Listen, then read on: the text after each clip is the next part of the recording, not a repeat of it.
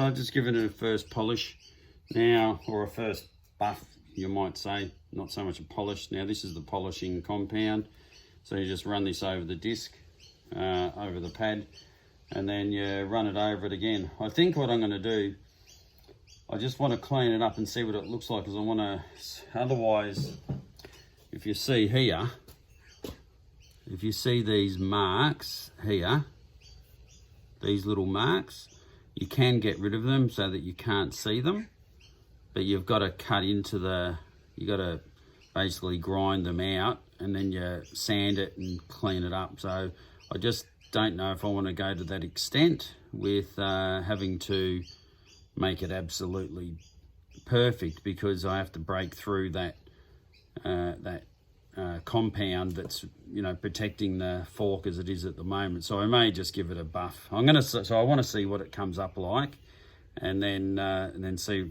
I mean, it's coming up quite well. I don't think it's going to be, I want to try and make it as original as I can without having to make it look like a show bike.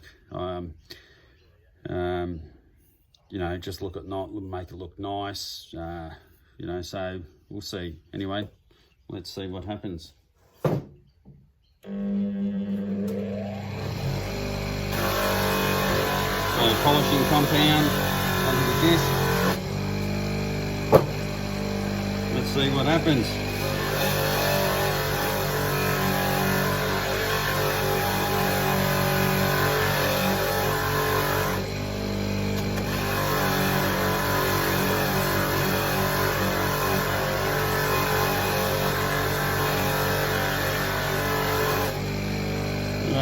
Not bad. I think it'll be very nice, original. I don't think I'm going to worry about those cuts. I'll probably try and fix the dent in the end.